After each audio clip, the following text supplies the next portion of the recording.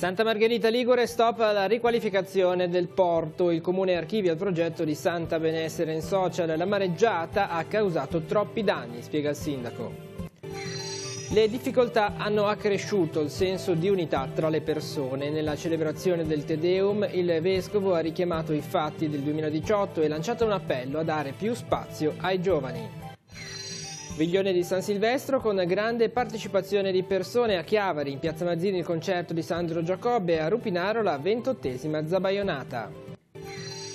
Partito a Rapallo il dragaggio della foce del San Francesco. L'operazione servirà a rimuovere le imbarcazioni ancora spiaggiate e far ripartire i lavori alla copertura del torrente. E a Rapallo, concerto benefico a sostegno delle attività dell'Unione Italiana Ciechi e Ipovedenti di Chiavari. Grande presenza di pubblico per una serata di musica e integrazione. Ricostruzione della provinciale 227 per Portofino, scaduti i termini per partecipare al bando. Prosegue intanto la messa in sicurezza, da lunedì nuovi orari per accedere alla passerella. Operativi dal 1° gennaio i nuovi orari della biblioteca della Società Economica di Chiavari. Apertura continuata dalle 8:30 alle 18 da lunedì al venerdì. ARPAL stila un bilancio meteo del 2018. L'evento di fine ottobre entra nella storia con ondate oltre i 10 metri, toccate temperature record sia per il freddo che per il caldo. Iniziati i saldi invernali 2019, acquirenti a caccia delle offerte, segno meno per il commercio natalizio nel Tiguglio.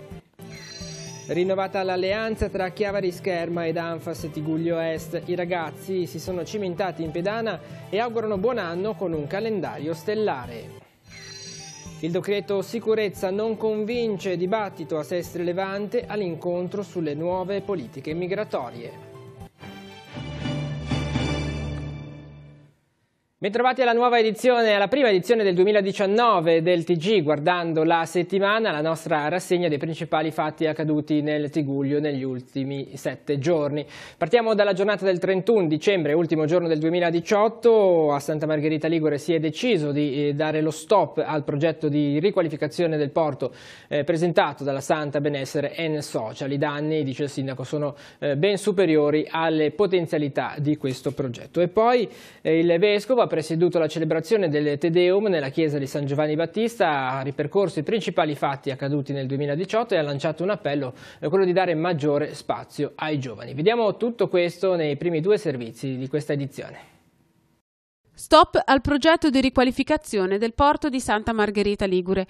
Il Comune ha avviato la procedura per archiviare sia la richiesta di concessione demaniale marittima, sia l'approvazione del relativo progetto definitivo presentati dalla Santa Benessere, perché sono necessarie modifiche sostanziali al preliminare che non sarebbero ammissibili in questa fase della procedura. È questa in ordine di tempo l'ultima importante conseguenza della mareggiata del 29 e 30 ottobre 2018 che ha causato danni pesantissimi nel Tiguglio ed in particolare fra Portofino, Santa Margherita, Rapallo e Zoagli. A Santa Margherita Ligure, in particolare, la mareggiata ha stravolto lo stato del litorale marino e ha spezzato in 2 la diga foranea, rendendola in parte inagibile. Sulla diga sono necessari ingenti interventi di messa in sicurezza. Secondo una prima stima effettuata pochi giorni dopo la mareggiata, per mettere in sicurezza, ripristinare e potenziare la diga sono necessari 15 milioni di euro. Ministero delle Infrastrutture, Regione e Provveditorato hanno fin da subito affiancato l'amministrazione comunale per decidere e progettare le opere più urgenti da effettuare in città, anche in vista della stagione turistica 2019. Ma lo sguardo sul porto non può non comprendere anche l'incidenza della procedura Burlando attivata per arrivare alla riqualificazione di tutta l'area, procedura che era stata avviata nel 2011 e che in questa fase stava compiendo una delle sue fasi conclusive, ovvero la verifica da parte degli uffici comunali del progetto definitivo. Valutata dunque la situazione, il responsabile unico del procedimento, il dirigente dell'area 4 Territorio e Ambiente del Comune di Santa Margherita Ligure, Pietro Feriani, ha inviato alla società Santa Benessere una missiva con cui si comunica l'archiviazione della procedura. Occorre essere realisti e prendere atto dello stato attuale delle cose, stravolto dalla mareggiata di fine ottobre, ha dichiarato in merito il sindaco Paolo Donadoni, che ha aggiunto: non si può pensare di riqualificare qualcosa che non esiste più. Il porto ora richiede di venire non solo ripristinato, ma anche ripensato e potenziato per ragioni di pubblica sicurezza, e le spese ingenti che sono necessarie di fatto superano le progettazioni per la sua riqualificazione. Maria, madre della Chiesa, sorella e nello stesso tempo madre nostra. A lei il vescovo diocesano ha rivolto il suo sguardo nell'omelia della celebrazione del Te Deum presieduta nella chiesa di San Giovanni Battista a Chiavari. La vita di Maria, di cui celebriamo la maternità virginale, ha spiegato Monsignor Tanasini, è stata tutta di Dio e tutta per Dio. Questa verginità vuol dire donazione, dono di sé, pienezza, fecondità. C'è una fecondità nuova nella verginità e dunque, e lo affermo in un tempo in cui questo è così difficile capirlo, riafferma il valore della verginità, sia di quella consacrata che segue Maria nella strada che ella ha intrapreso obbedendo al progetto di Dio, sia la verginità che noi chiamiamo matrimoniale, è diventata così rara oggi.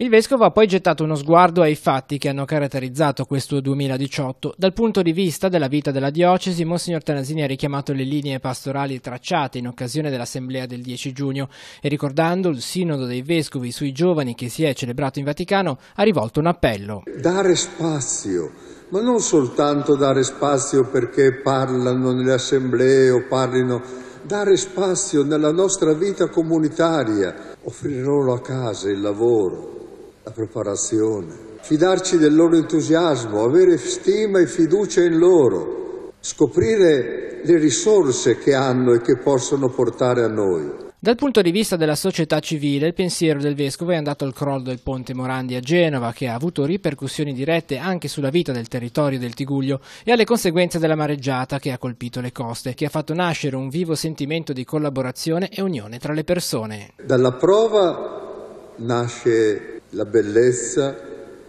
in questo caso del dono gratuito, del sostegno. A noi comunità cristiana questo richiama l'impegno alla carità politica.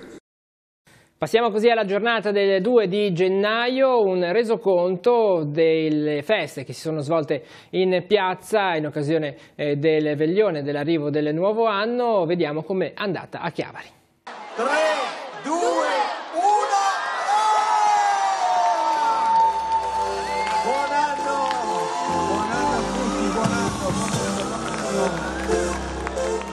Ottima partecipazione a Chiavari per il veglione di fine anno. L'esibizione di Sandro Giacobbe e di altri musicisti, tra questi Fiordaliso, Dino e le Village Girls, ha richiamato numerose persone in piazza Mazzini, dove la festa si è svolta in tranquillità. L'accensione di botti e mortaretti è stata inferiore agli anni passati, sebbene nel Tigullio 3 persone sono rimaste ferite. Si tratta di un 38enne, un 62enne e un ragazzo di 15 anni, residenti a Rapallo, Cogorno e Santa Margherita Ligure, che per fortuna hanno riportato ferite non gravi.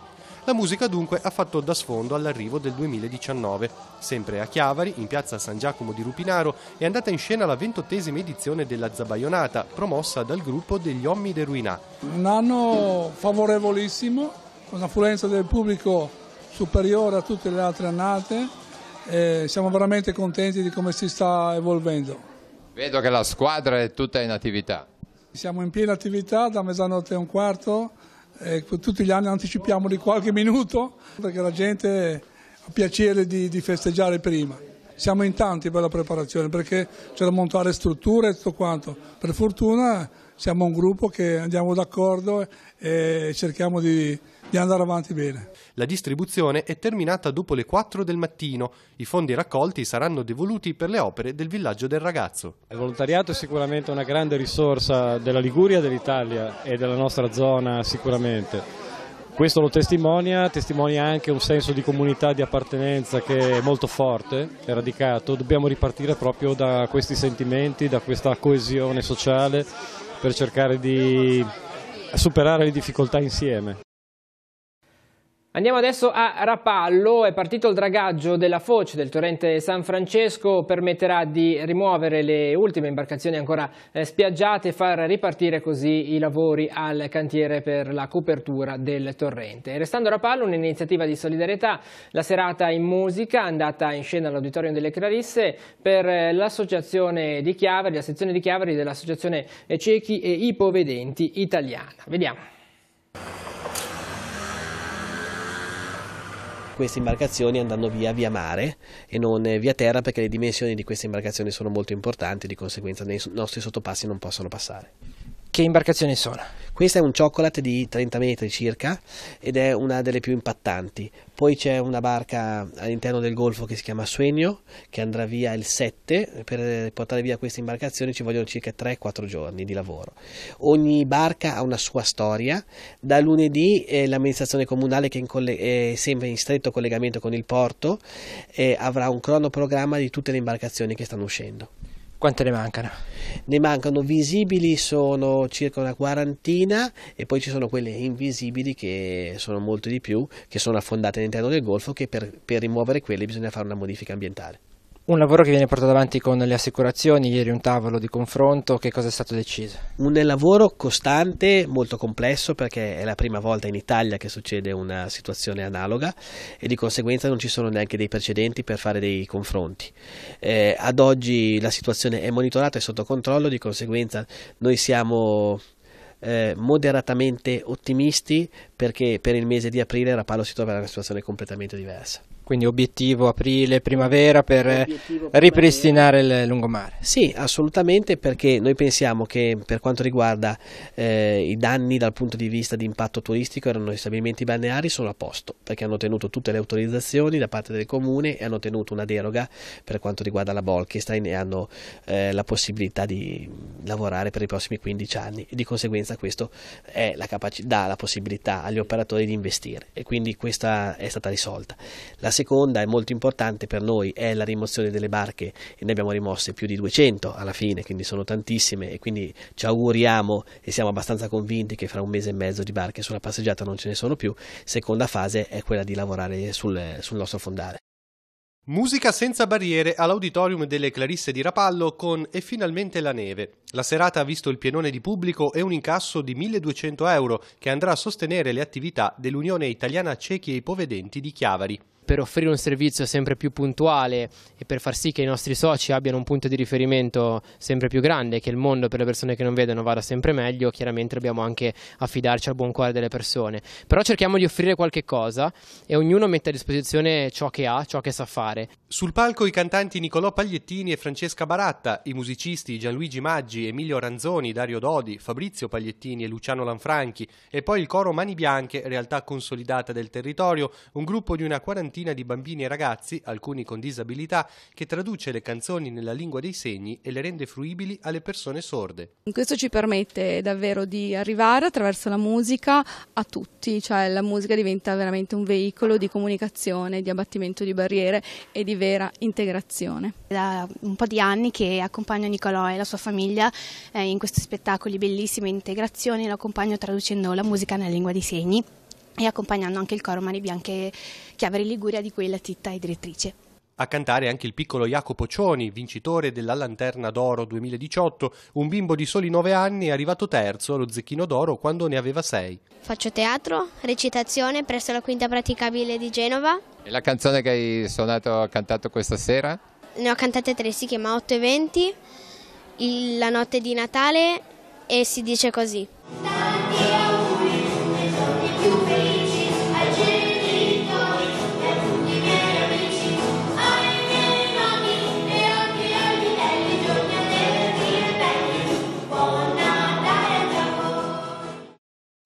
Proseguono sulla provinciale 227 i lavori di preparazione del cantiere che dovrà ricostruire la strada provinciale per Portofino. Sono scaduti i termini per le aziende di presentare la propria candidatura e partecipare così al bando per la ricostruzione. Poi a Chiavari parliamo dei nuovi orari della Biblioteca Comunale e della Società Economica di Chiavari. Vediamo.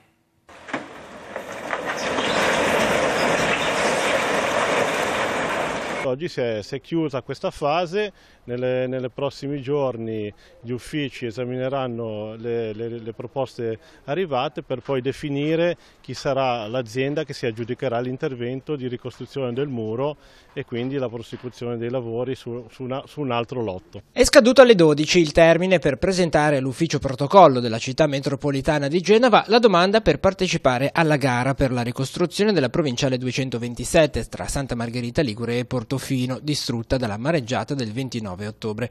Si saprà soltanto lunedì quante sono state le aziende che hanno deciso di presentarsi per affrontare una sfida non facile, quale quella del ripristino completo della viabilità lungo la litoranea entro il 21 di aprile. Lo sforzo che stiamo facendo è importante perché conosciamo bene il valore del collegamento per Portofino che porta un indotto importante in termini economici, di lavoro in tutto il comprensorio, in tutto il Golfo Paradiso, in tutto il Tigullio anche. Quindi lo sforzo che stiamo facendo è veramente massimo. Dare una data non è possibile ovviamente perché siamo legati a fattori di cui non disponiamo. Certamente già oggi c'è la passerella, quindi la continuità con Portofino pedonale è garantita, ci sono le navette, bisogna che ci si attrezzi per gestire una fase che comunque è stata di emergenza, è stato un evento eccezionale, ognuno deve fare la propria parte, noi facciamo veramente il massimo. In questi giorni intanto non si sono fermati i lavori di preparazione dell'area di cantiere che verrà consegnata alla ditta a cui andrà l'appalto nelle prossime settimane. Molto è stato fatto a partire dalla messa in sicurezza del versante fortemente compromesso dalla furia delle onde. Il rispetto dei tempi dell'appalto dipenderà molto dalle condizioni meteo dei prossimi mesi. C'è una variabile importante che è legata alle condizioni meteo, su quelle ovviamente non possiamo avere certezza di come sarà il mare, di come sarà il tempo nei mesi che andiamo ad affrontare. Però con questo intervento si può fare un lavoro importante già da terra e quindi anche il meteo inciderà molto meno rispetto ai tempi di intervento. È entrato in vigore dal 1 gennaio il nuovo orario di apertura della biblioteca della Società Economica di Chiavari. Da lunedì a venerdì i locali di via Ravaschieri resteranno aperti con orario continuato dalle 8:30 alle 18. Negli stessi orari sarà garantito il servizio di prestito dei libri, la consultazione del settore fondo antico, libri a stampa dal XVI al XIX secolo sarà disponibile invece dal lunedì al venerdì dalle 9 alle 12, mentre il settore archivi e manoscritti sarà aperto il mercoledì e il giovedì dalle 9 alle 12 e dalle 15 alle 17:30. Una prova che durerà 2 anni per capire se, come stiamo facendo, è più conveniente ampliare un orario settimanale fermandoci al sabato o forse fosse meglio quello che si faceva prima. Noi riteniamo che soprattutto nei confronti degli studenti questa soluzione possa andare meglio, ma siamo disponibili nel tempo a capire ed eventualmente correggere il tiro. Una novità quella degli orari decisa con l'amministrazione comunale di Chiavari, che ha anche aumentato il personale comunale in servizio nella biblioteca e le risorse a disposizione per sostenerne l'attività. Un contributo pari a 30.000 euro l'anno per tutta la durata della convenzione fino al 2024. 6.000 euro saranno utilizzati per l'acquisto di materiale informatico a disposizione degli utenti. L'ampliamento dell'orario di apertura però non è l'unica novità in partenza. Io spero che si riesca a realizzare anche l'apertura digitale che ha un impatto diverso ma non meno significativo. L'altro passo decisivo anche questo è che il Comune di Chiavari ha sottoscritto in città metropolitana l'intesa per la catalogazione in rete, in modo che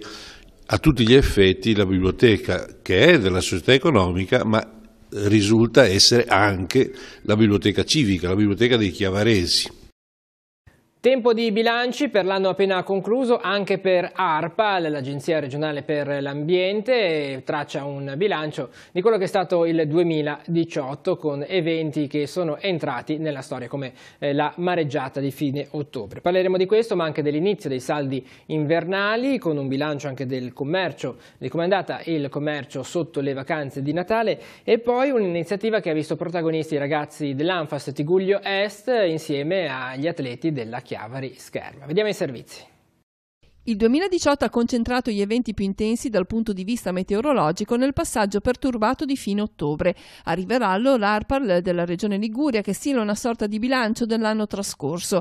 Il 27 ottobre, infatti, all'inizio della lunga fase perturbata che ha interessato la Liguria, si sono registrate cumulate massime giornaliere di pioggia tutte in stazioni della provincia di Genova. Cabanne di Rezzoaglio ha raccolto 306,4 mm in 24 ore, Torria 302,8, Viganego 284,4. Poi ovviamente la storica, è bene definirla così, mareggiata a cavallo tra il 29 e il 30 ottobre, quando la boa di Capomele di ARPAL ha registrato un'altezza massima di onda di 10,31 metri e una significativa di 6,41. E poi il dato sul vento, una vera e propria tempesta, perché i dati relativi alla marina di Loano, ma anche i 171 km raggiunti alla Spezia sono i più alti, i più elevati mai raggiunti in costa nella nostra regione. Altri due fenomeni hanno caratterizzato il 2018 meteorologico. A cavallo tra febbraio e marzo la regione è stata interessata da un'ondata intensa di freddo con valori minimi di temperature raggiunti nel ponente. In estate invece, in particolare tra fine luglio e la prima parte del mese di agosto, il caldo è stato grande protagonista con valori elevati soprattutto nello Spezzino, dove il termometro si è avvicinato ai 40 gradi. Insomma, è stato un anno caratterizzato da una certa varietà di eventi anche intensi e con una bisogna dire anche predominanza di figure anche di bassa pressione. E il 2019 come è iniziato? È iniziato all'insegna del freddo e del secco, poi verso martedì, mercoledì attesa un nuovo arrivo di aria più fredda, quello che sembra è che si resterà in un regime secco senza precipitazioni. Com'è stato il periodo di Natale e quindi quali sono anche le speranze di questo inizio anno? Il Natale 2018 ha segnato comunque un segno leggermente negativo rispetto all'anno passato, anche perché va detto il 2017 è stato un po' l'anno dei record, quindi se si fa un riferimento a quello naturalmente i dati possono essere non facilmente confortanti. La speranza naturalmente è quella che nel 2019 si possa almeno avere un pochettino più di tranquillità, un po' più di serenità e non come invece c'è stato negli ultimi periodi del 2017. È una società che cambia, oggi si compra molto di più su internet, su questo che cosa si può fare? Confcommercio a livello nazionale parla di dati sempre più importanti degli acquisti online. È il sistema di acquisto che cambia dal consumatore, ma il dato positivo è che molte aziende, molte attività che hanno sede fissa si adoperano per creare e fare investimenti per poter spostare il loro negozio anche su piattaforme dedicate all'online. Qui ci sono anche negozi a Chiavari nel Tigullio che stanno approdando su internet. Assolutamente sì, questo è un dato positivo e quindi bisogna assolutamente, come dire, cavalcare l'onda e non rimanerne fuori da questo tipo di situazione, certo. Chiavari secondo lei è abbastanza movimentata, si porta sempre avanti l'iniziativa, ad esempio quella del CIVE d'estate con le grandi abbuffate. È il momento di cambiare oppure va bene così, c'è gente, cosa ne pensa? Bisogna sempre cambiare, bisogna sempre dare degli impulsi nuovi, degli input nuovi, dare sempre degli argomenti per poter discutere, però questo è il fulcro dell'argomento, cioè bisogna sempre discuterne, non bisogna buttare tutto all'aria, bisogna cercare sempre di condividere con altri colleghi le problematiche, perché comunque chi fa lavoro di centri integrati, di comitati, di associazioni di categoria come può essere Ascom fa sempre volontariato. Chi si impegna in questa cosa ci mette del suo e ha bisogno del supporto di tutti i colleghi. State lavorando su qualcosa? A breve ci saranno degli incontri che dovranno essere importanti per la categoria. 1-0 Daniele. Come sta andando in pedana? Ma sta andando molto bene, ho visto addirittura qualche ragazzo che tira veramente bene, ma la cosa sicuramente che fa più piacere è vedere il divertimento da parte di questi ragazzi. Stanno crescendo? Ma sì, stanno crescendo da parte nostra, un po' quest'anno magari non siamo riusciti a dedicarci come l'anno scorso, ma dal mese di gennaio in avanti, perlomeno una volta al mese, vedremo di procedere con degli allenamenti presso la loro sede dell'Anfas. Lì c'è una scherma, una giornata particolare oggi. Sì, è una giornata che insegna che la scherma la possono fare tutte le persone senza distinzioni di età e possono farlo sia i paralimpici che i disabili che tutti quanti, quindi è un'ottima giornata. Vedo che c'è molta partecipazione. Sì, devo dire che sono molto competitivi, quindi vogliono vincere. Sono tutti contenti, mi sembra. Tantissimo, per loro è davvero importante farlo. Ecco. Poi comunque la scherma è intelligenza, è sapere, sei solo contro l'avversario, per cui devono imparare anche questo, insomma, a difendersi, ad attaccare, a difendersi e avere anche lo spirito del bravo sportivo e accettare la sconfitta. Siamo ancora nelle feste e c'è da parlare un pochino del calendario che avete fatto molto bello. Ma sì, è carino, devo dire la verità, grazie ai miei operatori che l'hanno fatto, grazie ai ragazzi a cui piace molto e devo dire che è piaciuto molto anche alla gente, ma lo spirito è un po' questo, no? Speriamo di portare allegria nelle famiglie.